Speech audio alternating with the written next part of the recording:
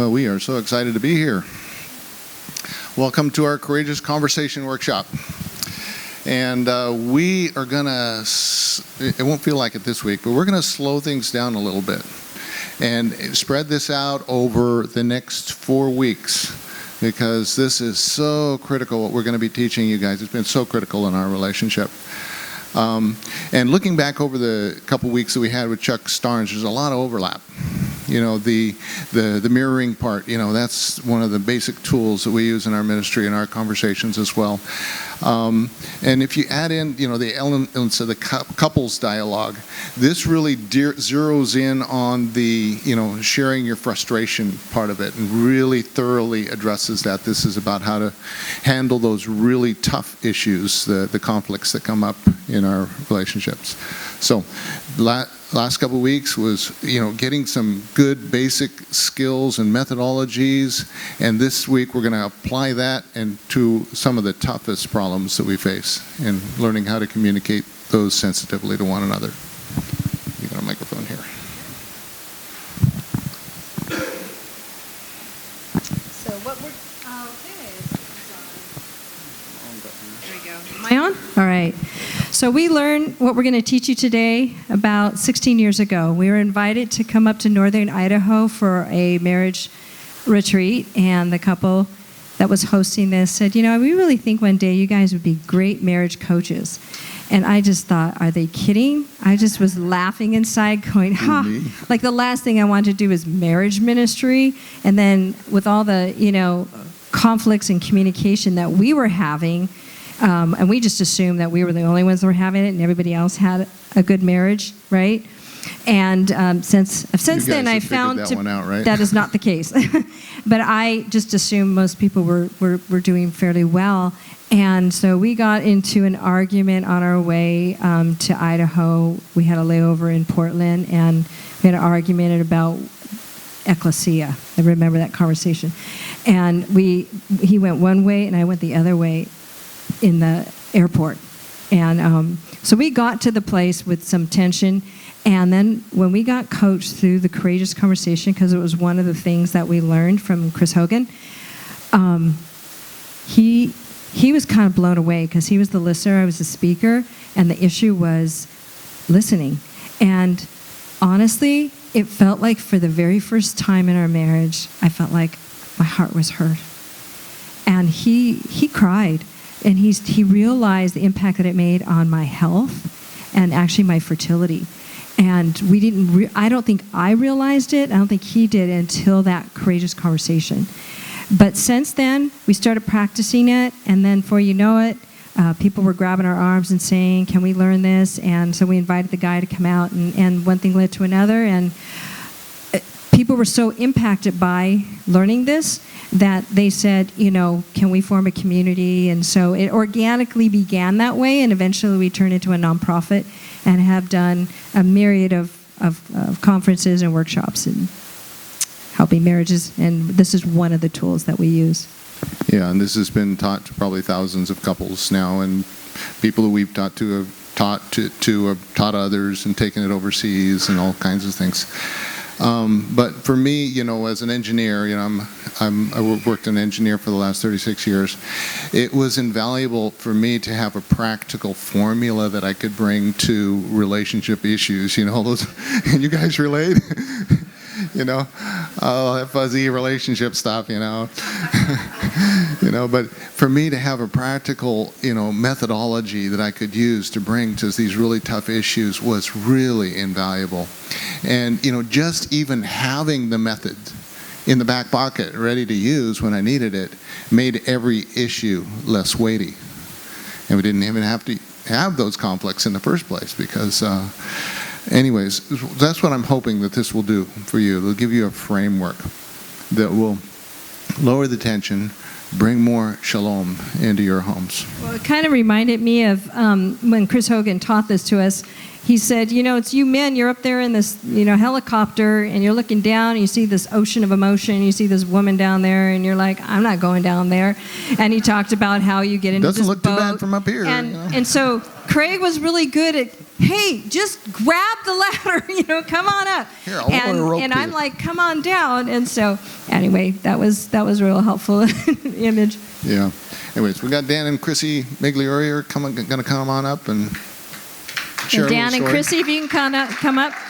So in January, we had a couple seminars in our home to teach the courageous conversation, because we want to actually train up people not just to learn this and be consumers, but to actually learn this and actually help other relationships, like be a coach. And so it might sound like a daunting word, but basically it's like once you learn this and you catch it, you can turn around and help somebody else. And so that's part of what they're about. Yeah, so it was a couple months ago. We were asked to come and join just a workshop and understanding how it works. And I'll tell you, it wasn't easy for me. One of the things that it forces you to do is listen. And as a guy, maybe it's just me, or like you said, Craig, guys aren't usually good at listening, and I'm one of those. And so Chrissy would talk. And as I was just sharing with my group, she would share what was on her mind, and then it was my job to recite it. I couldn't remember it all because I was thinking of the next thing I was going to say after that. And so when I realized I needed a pen and a piece of paper to start writing that down to really get it, that's where I started to understand I am not a good listener, and I have not been listening to my wife very well for the last 24 years. So that's something I needed to improve on. And then the other thing was, and we'll talk, I'm sure you guys will share more, is about digging a little bit deeper. The first time we did it, I just said, oh, well, you hurt me when you said this. And they're like, well, what do you mean by that? And I was like, oh, it hurt. Well, in what way? And I was like, well, I don't know. It caused me to kind of dig deeper. Why was I hurting? And so that's part of what we got out of it, too. Yeah. And actually, Dan is a good listener. He I'm getting doesn't better. give himself credit. For me, I'm an introvert, and I don't typically like confrontation. So I think Courageous Conversations is great in that it's a safe environment, so you can share your vulnerabilities and just feel reassured that you're in a safe place, so it's okay for you. So for me, I think Dan felt more challenged with being the listener, and for me it was speaker, because I'm just, like I said, not a super confrontational person, but as a speaker you get to really say what's on your heart and what's really the issue, while the other person just focuses on you. So that was nice. The other thing I like about Courageous Conversation is there's skills, communication tools you can take outside of your marriage. You can do it with friends, family. I'm a healthcare provider, so for me it helps with my profession, being an active listener, listening to my patients. That reflective listening is good. And then just friends we talk to who don't even, go to church or maybe know God are very questioning, saying, this sounds great. Like, where can we learn more? So I think it's really good. I'm really, really excited. Thanks. Thank you for sharing. Thank you. Guys. Thank you, guys. Okay. As you maybe have picked up by now, there's two roles in this. There's the speaker and the listener. And we found that it really works much better if the listener is focusing on listening and the speaker is focusing on speaking. And instead of, as a listener, as we often do, we're often trying to formulate our response instead of really listening, right? So this is a structured environment that helps us do that. And what we like to do in our workshops is, there we go. First of all, we like to teach the practical tool, so you learn it. And then there's a demo, so you actually see it. And then you haven't really learned it until you've done it. So we split everybody up, every couple with a coach, to go through your first courageous conversation.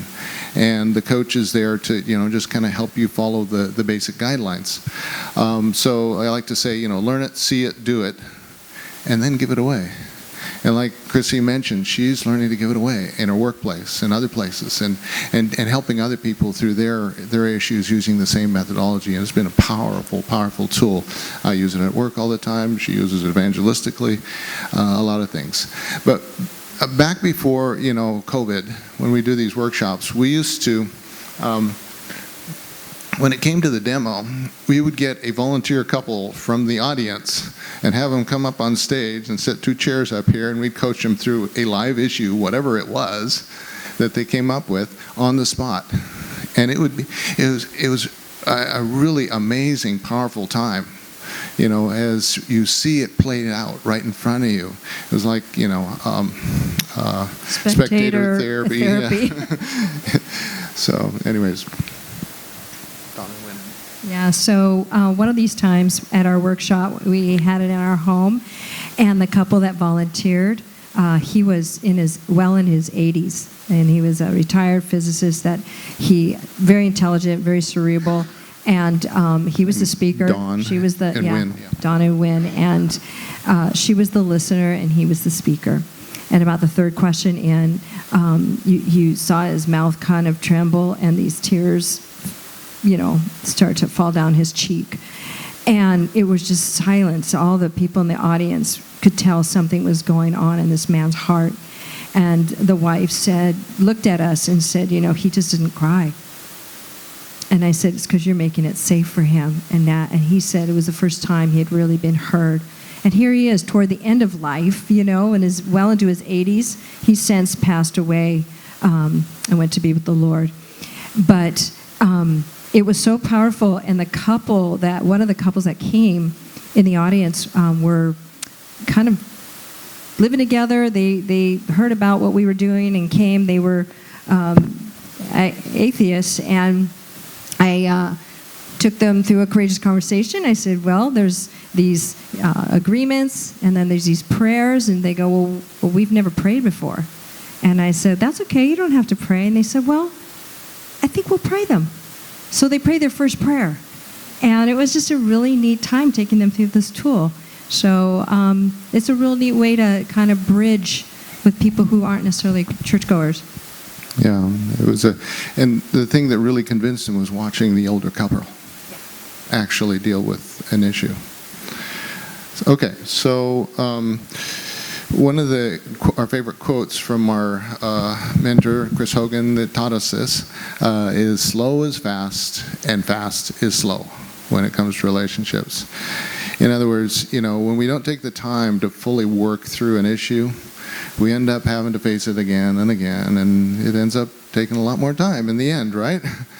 So we need to slow it down in order to make real progress, and take the time to have those conversations, to get through all the different aspects and the effects of it.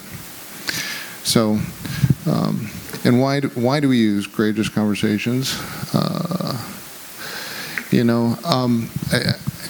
When we're more interested in seeking and understand rather than being right, we can see some true reconciliation taking places.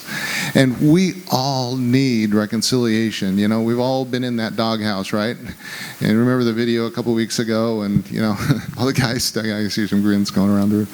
The guys stuck in the doghouse, and they didn't know how to get out. And the guy that bought his wife, exerciser, and a little less of this, and off to the doghouse. Yeah, and guys, we get trapped in the doghouse from time to time. We don't know how to get out. Well, this is how to get out of those situations. This is one of the ones. We're going to suggest it for the next video, but anyways.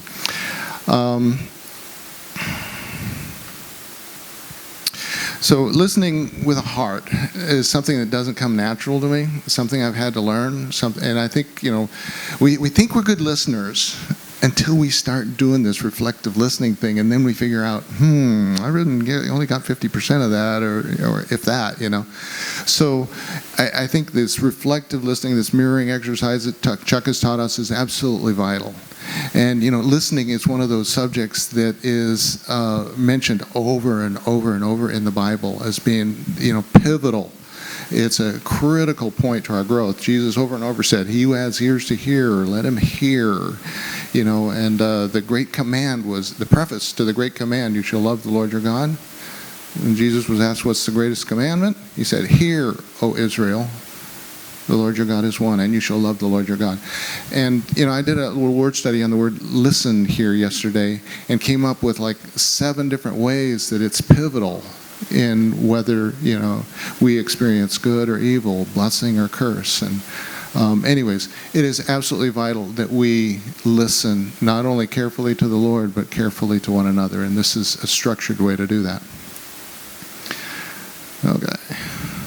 Oh, another point that I agree with Chuck on, symbiosis. It just means self-centered thinking, basically. There's 3 entities in every relationship. There's me, you, and us, right?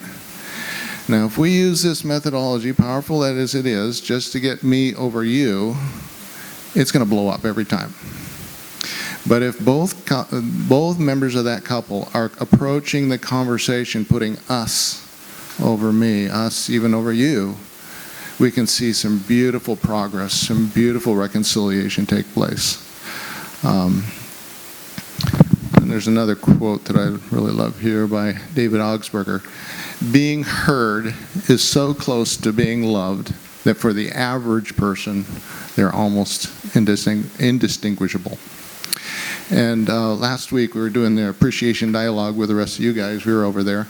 And Athena and I had the same thing that we really appreciated about one another the most, that we needed the most.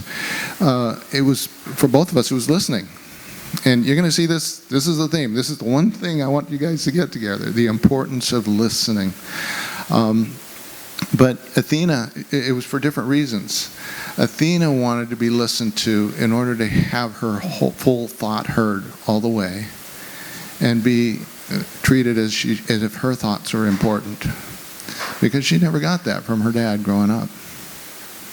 And for me, I wanted to be listened to in order to have someone process my thoughts with me analytically, to try out these thoughts. Because when I was growing up, I was in a boarding school for 4 years in Ethiopia, and I didn't have anybody to process my thoughts with. So we're both hungry for the same thing, and yet we have to defer to one another in order to give each other the things that we're most hungry for. So this methodology really helps us to do that.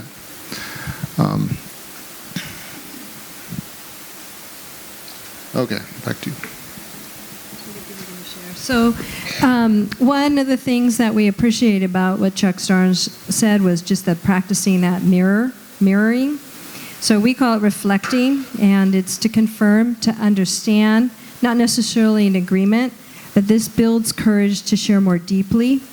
Just doing this exercise alone can be really helpful and very impactful when we just hear our own words spoken back to us. So we have 2 cues for listening. Because if you see here, we have reflect and redo.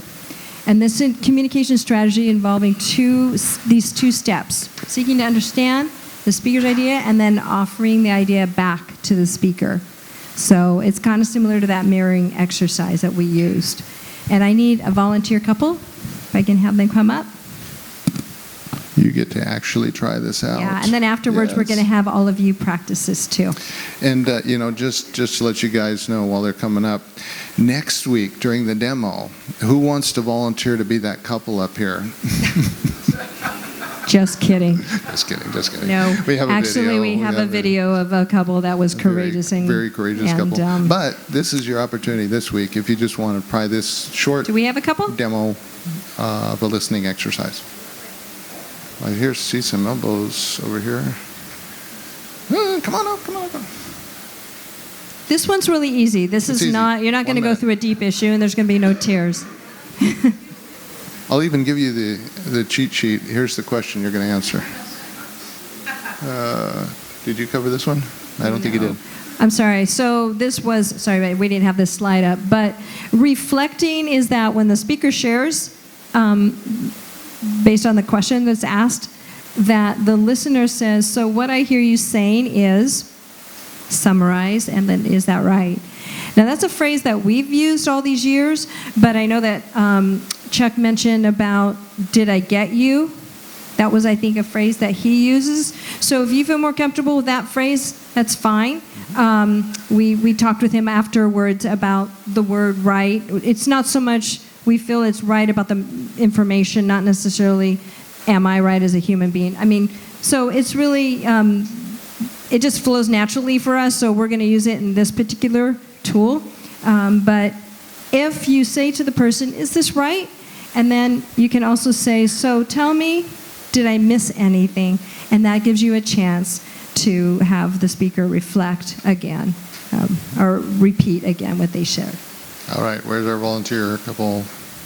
Hey, all right. All right, Isabel and Jesse. Jesse? Jesse's going over there. Who, me? Wait He's a over minute, there she getting volunteered. I left coffee for and a she second volunteered. And Okay. Yeah. Oh, yes. Thank you, guys. Oh, you guys will be awesome. So there's with this. a mic right here. Here's the question you're going to be. So the question is funny. It just so happens to be very similar to last week. So this is a good opportunity for you to practice this again. Okay, Jesse, you can ask the question. You want to be the answer speaker? Isabel. Can you put your back this way? Oh, There you go. Isabel. What is one way that others can show they care about you? One way is to hug me.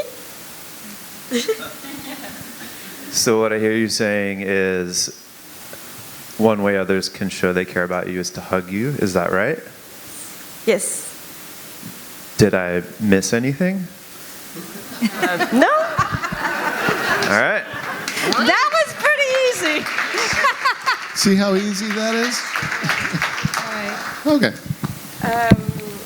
What is one way that others can show they care about you? You're going to have to hold it. I would say that somebody takes the time to listen to me and get to know me.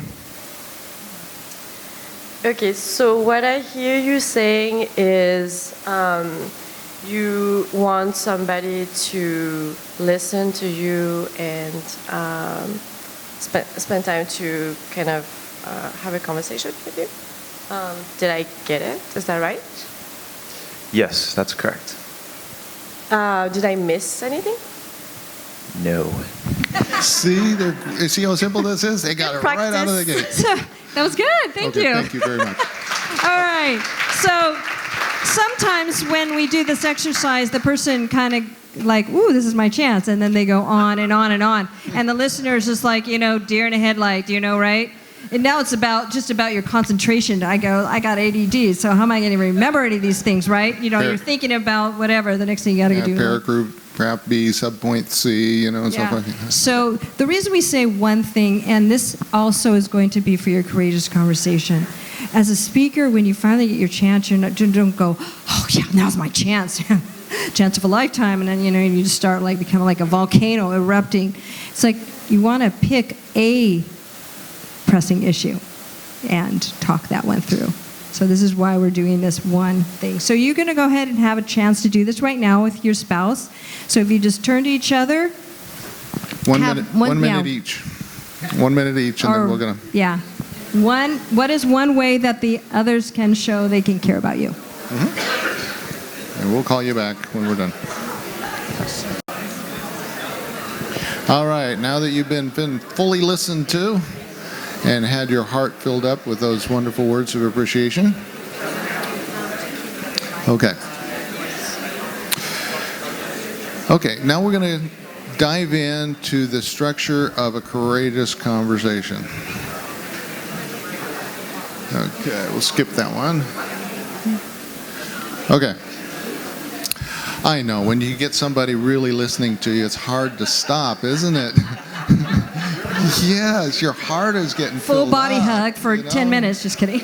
This is so good. This is so good for our souls to be listened to like this. Okay. we will, just to let you know that in the next week or the week after, we'll be giving you a packet with all of these questions and all this stuff really spelled out. I know it's not there. You got the Tim Lundy fill in the blank style notes there. But we'll be giving you the next stuff in a packet next week, so you don't have to memorize it all on the spot. Nor do we encourage you to run home and try it out right away, because I think we'd like you to have your first experience with a coach, because it really is a lot easier than it looks to go off the rails with this. So when we start dealing with those really tough issues. Okay, first of all, we need to set aside an appointment, like Chuck said last week. And for this conversation, set aside like 40 to 60 minutes for a difficult issue. And I know you're thinking like, wow, that's a lot. Once you get into it, you're going to see that it really does take that time. Here again, slow is fast and fast is slow when it comes to a relationship. And consider the value of working out that most pressing issue, whatever it is on your heart. And it's worth 40 to 60 minutes, isn't it? Okay, so make an appointment. And in it, you're going to find, 4 things here. There's 2 agreements, 2 prayers, 2 affirmations, and 10 questions. Athena, you want to go through the agreements? Oh, I'll say a few things first. Okay. The speaker and the listener are both agreeing to a set of rules, different rules of engagement. And this structured environment helps the speaker relax. And when they relax, they begin to share more thoroughly and deeply. And the coach is there, to help you follow the guidelines, not to solve your issue or, tell you how you should be doing it or anything like that. They're just there like the bumpers on the bowling alley, to keep you in the lane, heading towards the goal there. And they're there just to help you get the methodology down so that you can do it on your own later. And the speaker needs to speak truthfully in love, making it a safe environment for listening. In other words, don't flood them with your list of 10 issues that you've been had in the back of your mind. Just one at a time. You can have more than one of these conversations. And these are the things that the speaker will read out loud. So there's an agreement. And the coach is there just to make sure that they remind you of those agreements if you get off track. Okay, then there's agreements for the listener as well. And the listener is, being very courageous here, stepping up to be willing to focus on listening and understanding, not offering counterpoints, and that's hard for most of us. We want to help and we want to solve, we want to fix. But what they really need right now in this conversation is to be understood. And so we need to put all that stuff aside, and the purpose for the listener is not to agree with them on everything, but to understand their point of view and why they believe the way they do and the effect it's having on them. And so one thing about this is that you read these out loud to each other. So you make this agreement, and one of the main ones that always jumps out to me is the listener agrees to no blame, complain, or explain. And that's a phrase we've used in our home for over a decade. No blame, complain, or explain when we get into a courageous conversation. Okay, then there's a couple prayers. That's it. Yep, okay. There's There's 2 prayers suggested prayers in your packet. We always want to start off asking God for help in this.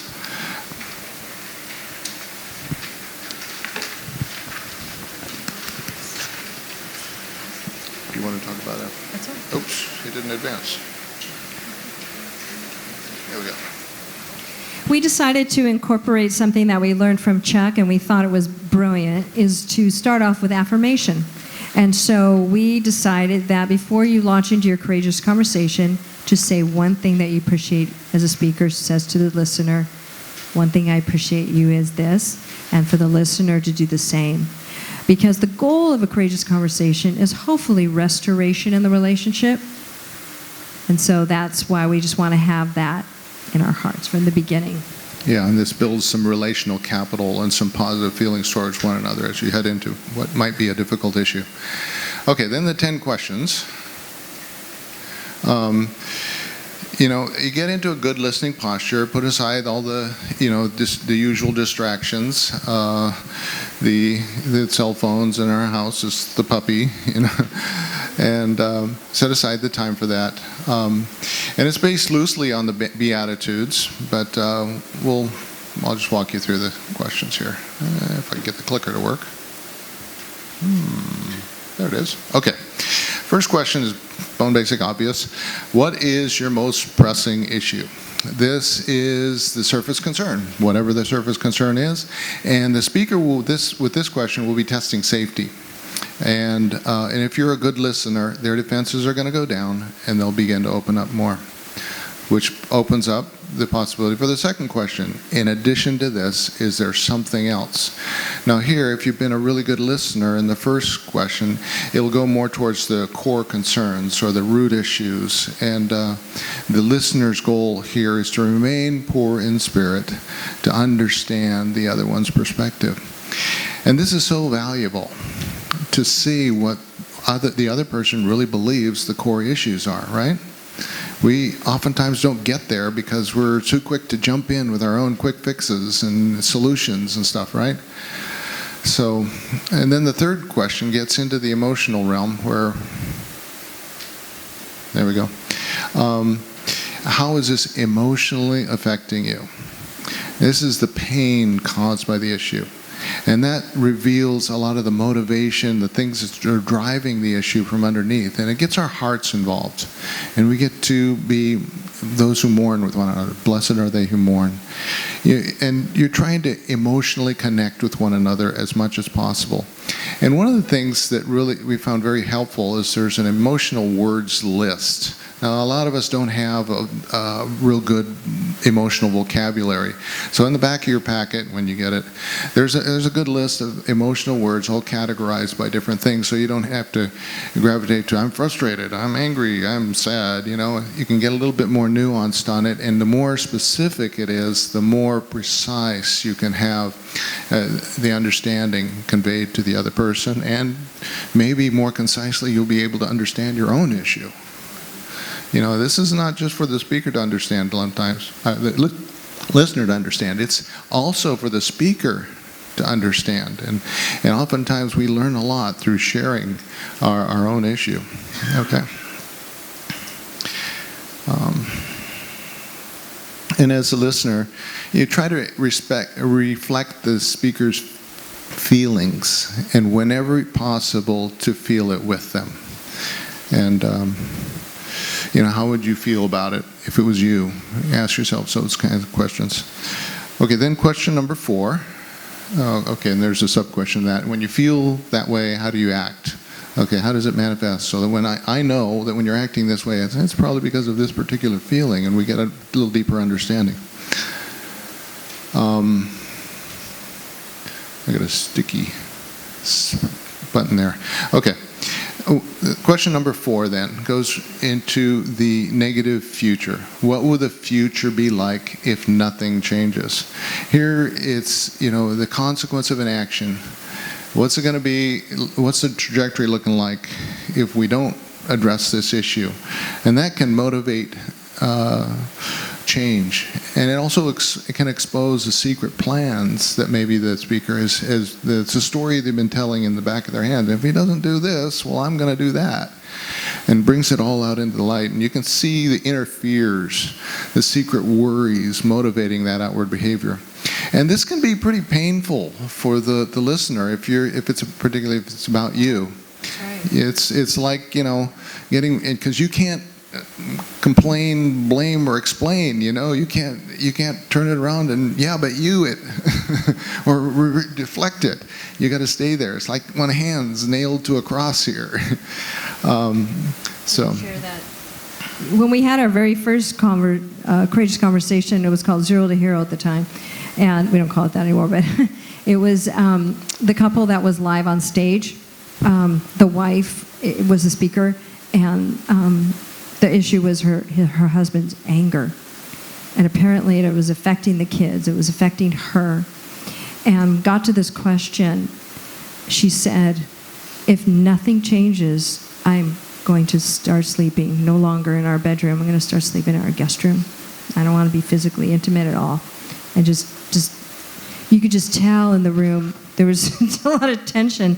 But you know that you could see in his face, he saw the pain and what was going to happen in the future. And as a result, their marriage was so changed by that courageous conversation and doing that publicly. Since then, I can't tell you how many couples gained hope and freedom from their courage to do that. In fact, he's going to be coaching in a couple of weeks. He's going to come out and help us out here. So I just appreciate that that courageous conversation I still remember to this day, and so do a lot of other couples. Their kids have even taken it, learned it, and taught it in their own churches back in Philadelphia somewhere. Okay, question number 5 pivots to, my responsibility. Okay, this is another painful one for the listener. What do you see as my responsibility for this issue? Here comes the other nail, right? Here's where blind spots are revealed and the need for mercy is revealed. You get to see the speaker's view of where your responsibility for this issue is and maybe where it doesn't. And it's oftentimes very surprising at that point. So it's, at this point, it's very helpful to be specific and remove ambiguity, not just be nicer to me, but get very specific with this one. Question 6. We're halfway through them. Okay. Now it pivots, to the speaker. If the listener has truly died to themselves, you recognize there's going to be a resurrection coming. And this question pivots it around, and the speaker and the listener asks the speaker, "Now, what do you see as your responsibility for this issue?" And if you've been a humble listener at this point, the speaker's defenses will go down, and they'll take an honest look inside, and see how they're contributing to this issue as well. And it might surprise you, it might surprise them to hear those words coming out of their mouth. But the best thing about it, it's coming out of their mouth. They're owning it. They're identifying how they have contributed to this issue. It's not just a one-sided thing. Question number 7. Okay. Is preferable future. Okay, what does a preferable future look like to you? Here's what's the ideal if this issue was resolved, and paint a picture here. What would the issue look like? What would your relationship look like if this issue was completely resolved? And that brings hope. That brings some powerful common hope that you can agree on. We both want that good thing, right? So dream a bit. And don't let yourself be limited by your history and past failures, and explain this. And there's a story on that. Yeah, it just reminded me during the pandemic, we started doing this on Zoom, and there was a couple from another state that joined, and they were separated for 3.5 years, and she hardly was sleeping at night. She was caring for 4 children, and they were in the same room in order to get coached on Zoom, but they wouldn't even look at each other. And she happened to be the speaker. And I want you to know, about 50% of the time, the male's or the husband's the speaker and the wife's the listener. So it's not always just the woman. But in this case, she was. And you could just tell, she was so in pain and so hurt and really didn't want a divorce because of the kids. But when she got to this question, she didn't know what to say. And we had this long, pregnant pause. And I said to her, "Would you start to dream right now?" And all of a sudden, the tears of pain became tears of hope. And she goes, "I've never, ever shared this, ever, in my life." And she said to her husband, "I would dream that you and I would be able to help marriages restore." And she just says, I didn't realize that was the dream that I had going into our marriage. And he looked at her, and I could see the transformation in his face of hope. And he had hope. She had hope. And it came from this question. Okay, and then there's oftentimes we also need to identify how to recover from failure. if and when I fail again, and oftentimes we're going to, how are we going to get back from that failure? To recognize that failure is not fatal. Okay, then the question number 8 is the most powerful question. It's the power source, where we ask, what's the most powerful thing that we can ask God for in this situation? Outside help. We need outside help. Oftentimes it can feel pretty overwhelming at this point until you look to God, right? Together we ask to God for help, humbly connect to His power source. And here the speaker identifies specifically what they would ask for God. And don't ask little. We have a big God here. This is where we want to really get specific and ask for those big things that we've identified in the dreams and hopes in the question before. And then we want to, and this is also a good time to, if there's a need for forgiveness, that is a good time to ask for forgiveness to one another and extend forgiveness to one another. And then, of course, you've identified what you want to ask God for. Let's ask Him. Let's pray together. And so the speaker will pray first, and then the listener. And we did this workshop at a retreat, a family retreat here a couple of weeks ago, and couple after couple had this tremendous emotional breakthrough. Men sobbing when they got to this question. They realized that God is involved in this thing, and God has answers for them, and they can ask God. There's hope for resolution. It was really powerful. And as you're, praying, as each of you pray, listen to the other person's prayer, because oftentimes people will express to God a deeper thought, a deeper desire than they would verbally to you. Okay, then the question, then we go practical on questions 9 and 10. And at this point it can be pretty complicated. Come on. I'm not advancing. There we go. Okay. What is the one thing that we can't fail to do, without which the entire conversation is meaningless? Here it can be pretty complicated and convoluted. If you remember, you've been talking for about a half an hour at this point. And the listener can be pretty well overwhelmed by it, maybe. But here's where the speaker can help by boiling it down to one most critical point. The one thing, if you just do this thing, it'll make all the difference in the world to me. And that gives clarity, and that gives direction for action. And then the final step, question 10, is, okay, the practical steps. What practical steps do we have to take in order to make this happen? Now this is the action items. This is the speaker's plan. Now remember, the listener has not added their side of it at this time, and they may not fully agree. But there's still tremendous value in hearing how the speaker would solve this problem. They presented a problem, and they've worked it all the way through to a solution, a potential solution path. And you can consider that. But it needs to be practical, measurable steps to move the relationship forward in the right direction. Okay, that's the courageous conversation. It's not complicated, but it is very thorough.